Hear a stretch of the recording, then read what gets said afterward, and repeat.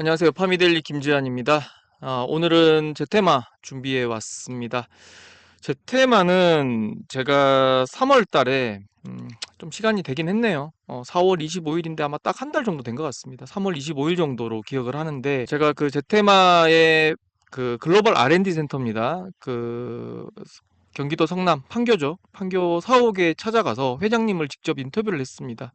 1시간 반 정도 이제 인터뷰를 했는데 사실 내용이 정말 많았어요. 많았는데 이거를 뭐 짬뽕 만들듯이 이 내용 저 내용 다 집어넣을 수는 없고 일단 가장 주력으로 하고 있는 필러에 대한 얘기를 좀 하는 게 맞겠다라는 생각이 들어서 필러에 대한 기사를 먼저 냈습니다. 그래서 그 관련한 내용으로 오늘 방송을 준비해 왔습니다. 매출 5천억까지는 무난하게 성장할 것 같다. 어떤 생각 드세요, 여러분들? 이런 얘기 들으면 뻥이 너무 심한 거 아니냐? 아무리 뭐 주가가 급하다고 해도 이런 얘기를 언론에다가 한다는 거는 뭐 둘 중 하나죠. 하나는 미친 듯이 자신감이 넘치거나 아니면 사기꾼이거나. 근데 제 테마는 어떻습니까?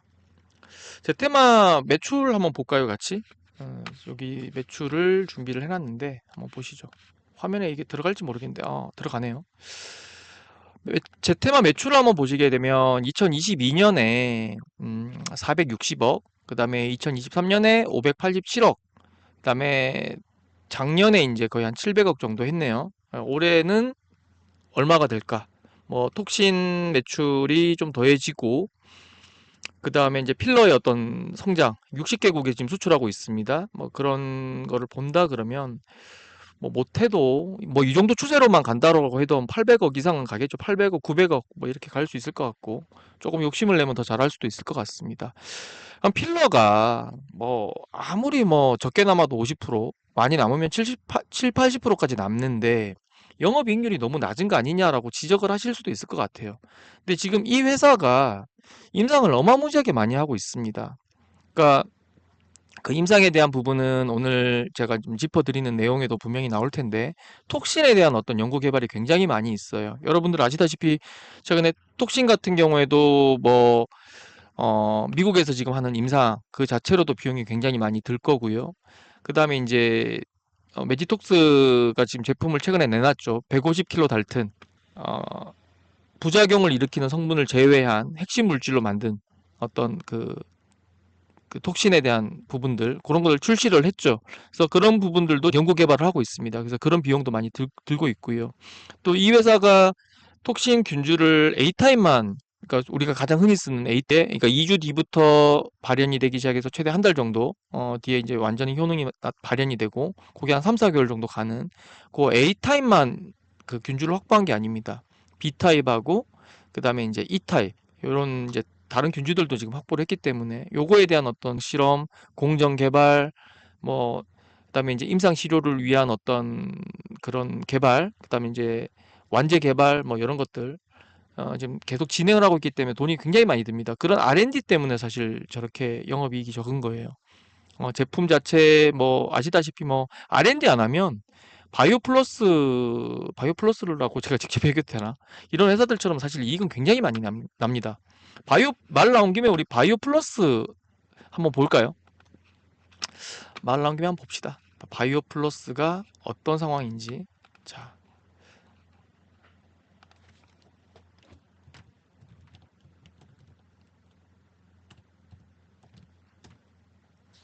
바이오 플러스 같은 경우에는 예전에도 제가 뭐 이 회사의 안전성에 대해서 안전성을 볼 때 이제 LDPPT라는 게 있어요. LDPPT는 뭐냐면 이제 어, 통 안에 이제 쥐 100마리 넣고 50마리 죽을 때까지 얼마나 이제 어, 그 물질을 넣었을 때 얼마 정도 양에서 50마리가 죽는지 반 정도가 죽는지를 체크하는 그런 독성 실험이 있거든요. 그런 걸 하게 되면 이제 했을 때 이제 이 DVS 같은 경우는 사실 좀 굉장히 좀 인체 유해하다. 근데 이제 이런 것들이 이 회사에서는 공정에서는 크게 문제가 없다라는 뭐 또 그런 기사도 제가 내곤 했는데 그건 별개 얘기고요. 일단은 한번 보시면 이익이 굉장히 차이가 많이 나죠. DVS 필러 여기 보시게 되면 영업이익률이 작년에 35%였고 그 전에 43%, 45%, 미친 숫자가 나오고 있습니다. 보이시나요? 어, 지금 뭐 만 원 팔면 5천 원 남는 그런 장사. 작년에 좀 못 팔았다고 하더라도 3,500원은 남는 그런 장사를 했다라는 것이 이 흐름에서 보입니다. 제테마 필러도 사실 영업이익 남는 거에서 회사 비용 뭐 쓸 거 다 쓰고 웬만큼 다 해도 이 정도 절반 정도는 거의 남을 텐데, 예, 그 R&D 때문에 이 숫자 차이가 좀 난다. 그래서 박리담회라고 생각하시면 안 돼요. 그래서 오해하시는 분들이 계시는데, 회사의 어떤 R&D적인 측면에서 좀 차이가 나는 부분이 있다. 그렇게 이해를 해주시면 좋을 것 같습니다. 그래서 요 실적 요거는 좀 치워버리고요. 원래 기사로 좀 돌아와서 얘기를 좀 해보도록 하겠습니다. 그래서 5천억이라고 했을 때는 다른 기업들 같으면 조금 이거 좀 많이 거품이 있다 또는 부풀렸다 주가 부양의 의지가 있다 이렇게 이제 우리가 해석할 부분이 있는데 제테마는 좀 얘기가 달라요. 해마다 외형적인 어떤 성장을 아주 가파르게 해왔고 제가 이 회사 2001년부터 커버했었는데 그때는 매출액이 200억대였습니다. 이제 그런 회사가 지금 이제 거의 700억 가까이 온 거니까 뭐 한 3, 4년 사이에 3배 정도 매출액이 커진 거거든요. 그런 생각을 한다라면 충분히 좀 들어볼 만한 부분이 있는 거고 또 톡신이 작년에 허가가 나왔지 않습니까?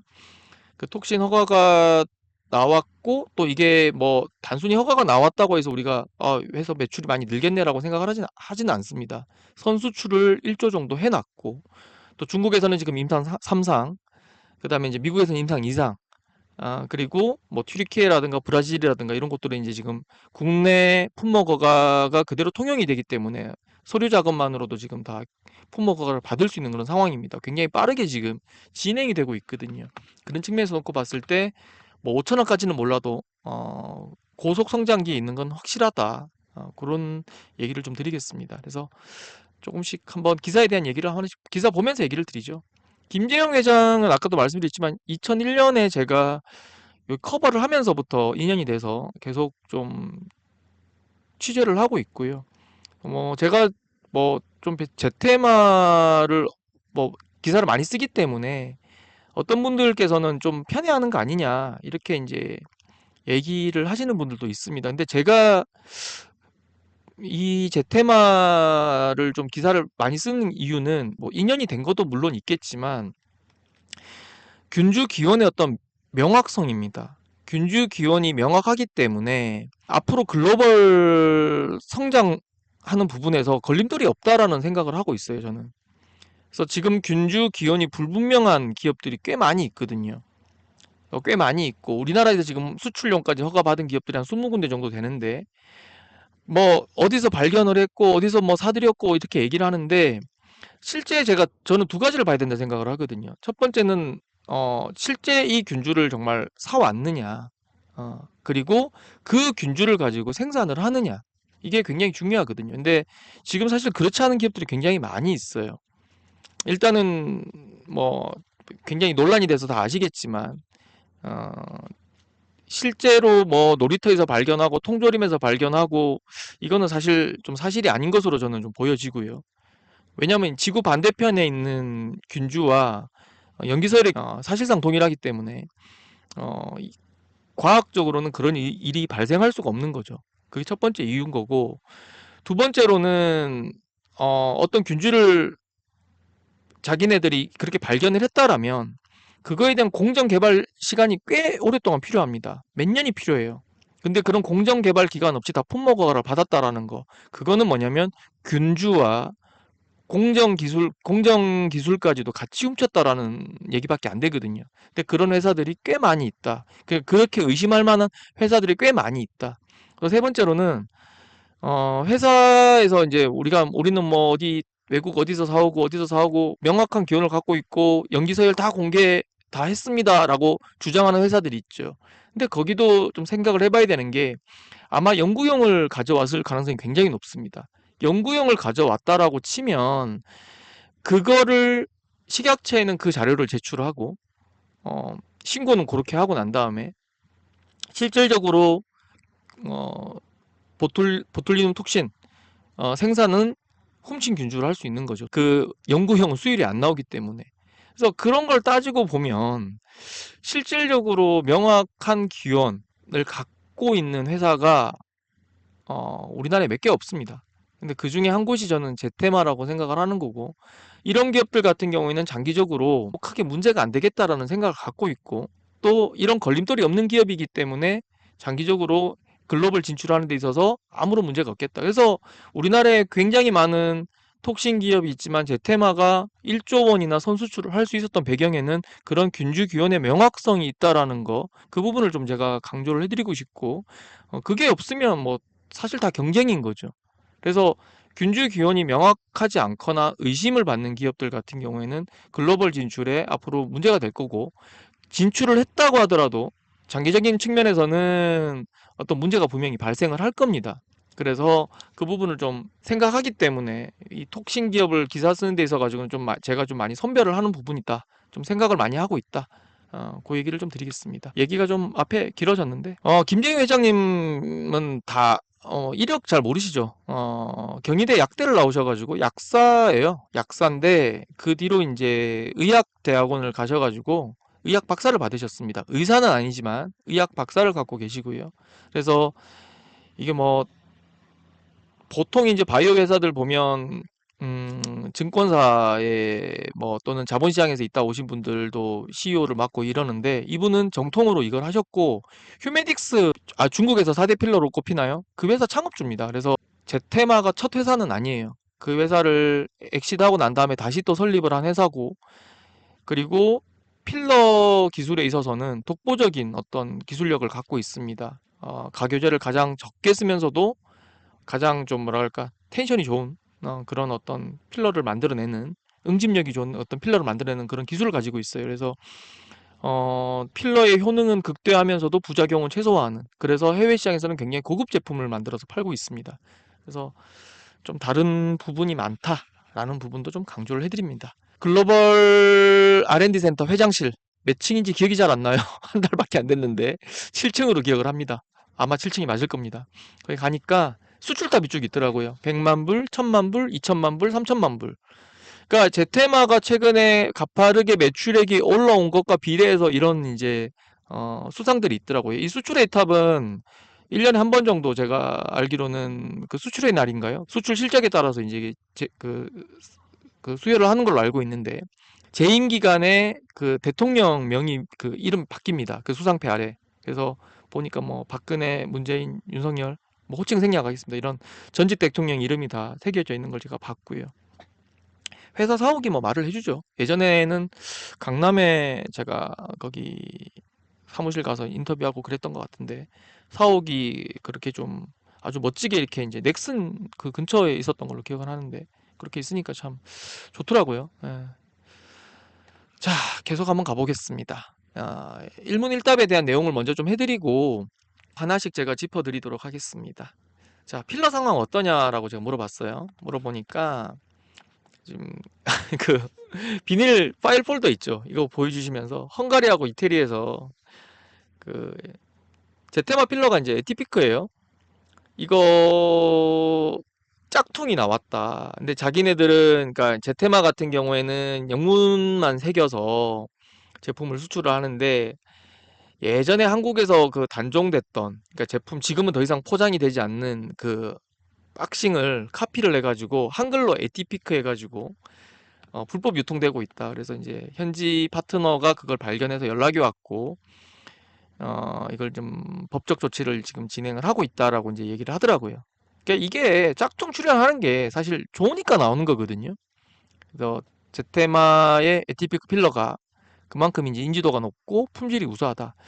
그러니까 지금 에티피크 필러 같은 경우에는 엘러간하고 갈더마 뭐 그 정도 수준에서는 지금 다 팔려 나가고 있습니다. 그래서 굉장히 고급 브랜드로 지금 팔려 나가고 있다. 이 부분 좀 말씀을 드리겠고요. 그러니까 뭐 저렇게 계속 매출이 올라가는 거죠.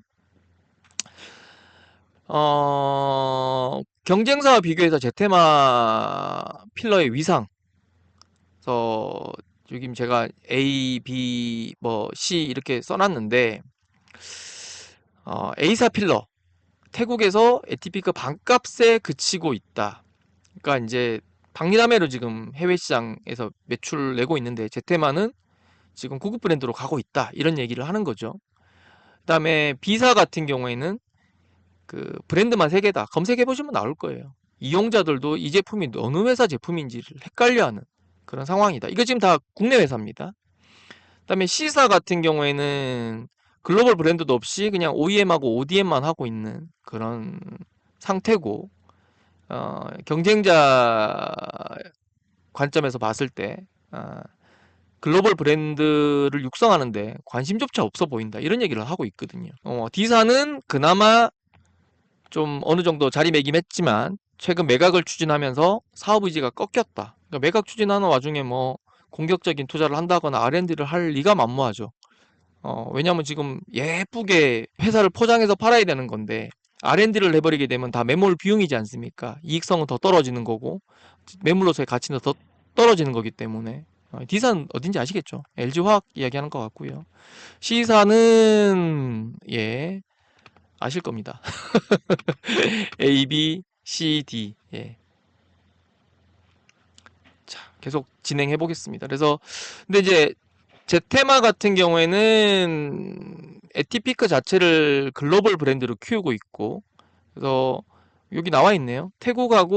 태국에서 또는 그 뭐 여기 좀 이야기하는 데가 이제 좀 3세계 쪽 이야기하는 것 같은데 엘러간 주비덤하고 거의 비슷한 가격 받고 있다. 그만큼 이제 하이엔드로 지금 팔리고 있고, 박리담회로 그렇게 뭐 브랜드도 없이 그걸 파는 그런 제품들하고는 질적으로 굉장히 다르다. 이런 얘기를 하셨습니다. 여기 밑에 제가 이제 당구장 표시로 필러 수출 실적에 대한 내용을 써놨는데 이 그러니까 국내 필러 수출 실적이 2019년에 이제 3,162억이었는데 2023년에 5천억까지 성장했거든요.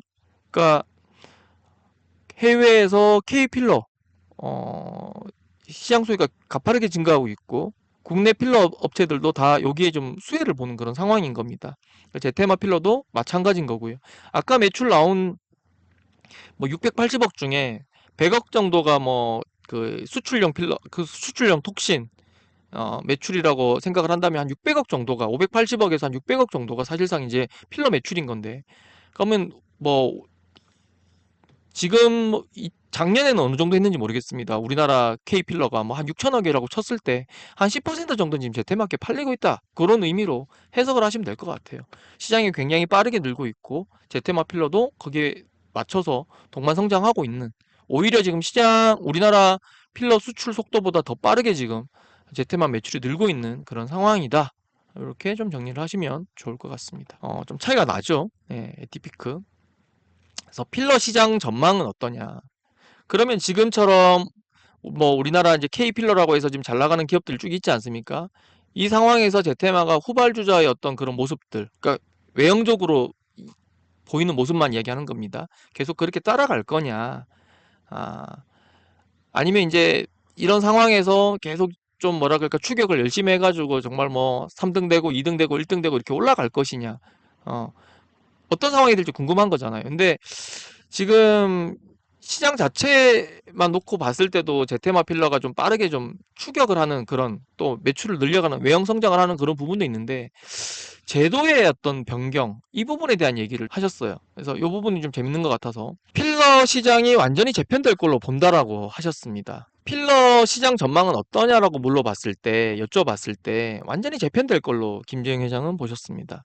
그러니까 의료기기 쪽에 기사를 쭉 접해보신 분들은 아실 거예요. 이 의료기기 규정, 예전에는 MDD라는 걸 썼습니다. 뭐, 어떻게 보면 굉장히 좀 완화된 규정, 좀 어떻게 보면, 품목 허가나 시장 진입이 쉬운 규정이었다라면 MDR은 굉장히 엄격해진 규정입니다. 예를 들어서 이게 난이도가 1이면 이건 한 난이도가 5 정도 된다라고 생각하시면 될 것 같아요. 그러니까 그만큼 MDR은 받기가 어렵습니다. 근데 이거 나온 지가 꽤 됐어요. 제가 알기로 뭐 2019년 뭐 이 정도에 나온 걸로 알고 있는데, 너무 한꺼번에 규정이 막 조금 어려워진 게 아니라 많이 어려워지면서 MDD를 받았던 기업들이 한 번에 MDR로 가기가 쉽지가 않은 겁니다. 그래서 유예 기간을 준 거예요. 또 거기에 플러스 알파로 이제 코로나까지 겹치면서 어떤 뭐 인허가 당국에 제출해야 될 어떤 임상 데이터라든가 이런 것들을 준비하기가 쉽지 않았기 때문에 이 유예 기간을 줬습니다. 그래서 2028년부터 이제 이 규정이 적용이 되는 건데, 이게 뭐 1등급부터 4등급 있는데 필러 같은 경우 2027년 말이란 얘기도 있고 2028년 초부터란 얘기도 있고 뭐 여러 가지 이제 얘기가 있는데, 그거는 좀 봐야 될 것 같습니다. 어쨌든 간에 2028년 정도부터는 법이 바뀌는 건데, 이게 FDA하고 좀 다른 게, FDA 같은 경우에는 뭐 인허가 서류 딱 준비해가지고 제출하면 끝인 거잖아요. 그러면 이제 한 1년 정도 기다렸다가, 또는 뭐 짧게는 한 6개월 정도 기다렸다가 허가 받으면 끝나는 건데, 이 MDR 같은 경우에는 이 서류를 넣기 위해서는 이걸 담당하는 어떤 그 컨설팅 업체 있습니다. 여기랑 계약을 해가지고 같이 준비를 해야 돼요. 그 컨설팅 업체가 어 MDR 받으려면 이런 걸 준비해야 되고 저런 걸 준비해야 되고 계속 가이드를 해주면서, 거기에 맞춰서 회사들도 뭐 임상을 한다거나 어떤 데이터를 준비한다거나 뭐 실험을 해서 데이터를 또 확보한다거나 뭐 이런 식으로 좀 같이 좀 준비하는 그런 좀 특이한 면이 있습니다. 그래서 제출을 하면 바로 이제 나오는, 그러니까 허가를 받을 만한 어떤 요건이 됐을 때 자료를 서류를 제출하는 거고, 그리고 이제 약간의 이제 검토를 거쳐서 나오는 건데, 사실상 서류를 제출했다라는 거는 준비가 끝났다는 얘기예요.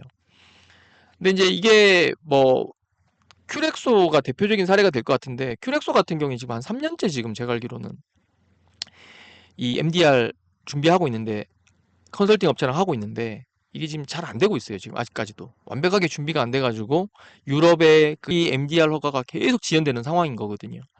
근데 지금 제테마 같은 경우에는 지금 이제 이런 컨설팅 업체와의 어떤 그 컨설팅을 받으면서 서류 준비를 다 끝냈고, 그리고 최근에 이제 그 서류를 아예 제출을 했다라고 합니다.